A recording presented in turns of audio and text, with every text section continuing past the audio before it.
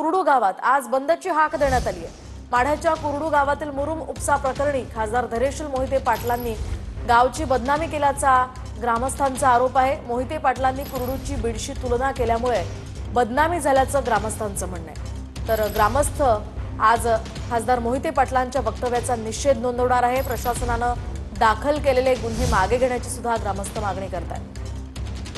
दरम्यान या संदर्भात अधिकची माहिती जाणून घेऊयात आमचे प्रतिनिधी संदीप शिंदे यांच्याकडून। संदीप, काय सांगाल? कुरडू गावात आज बंदची हाक देण्यात आली आहे, कसा प्रतिसाद मिळतोय?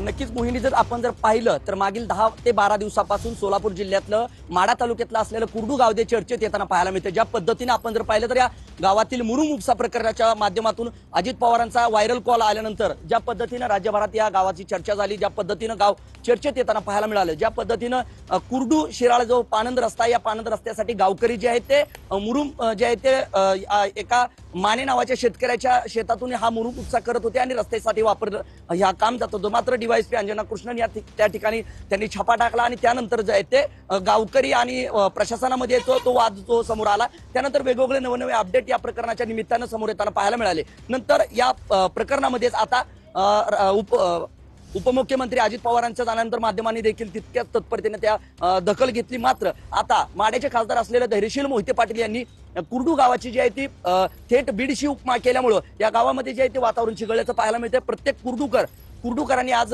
गाव बंदची हाक दिली होती आणि प्रत्येक कुरडू ग्रामस्थ असतील, व्यापारी असतील, सर्वांनी जे आहे तो बंदला सकाळपासूनच प्रतिसाद दिल्याचं पाहायला मिळतं। या कुरडू गावाला वेगळी ओळख आहे, दुग्ध व्यावसायिकाचं गाव म्हणून या गावाला ओळखलं जातं। जवळपास 30,000हून अधिक नक्कीच संदीप, या संदर्भातले अपडेट्स तुमच्याकडनं घेत राहणार आहोत। तुर्तास धन्यवाद दिलेल्या या सविस्तर माहितीसाठी।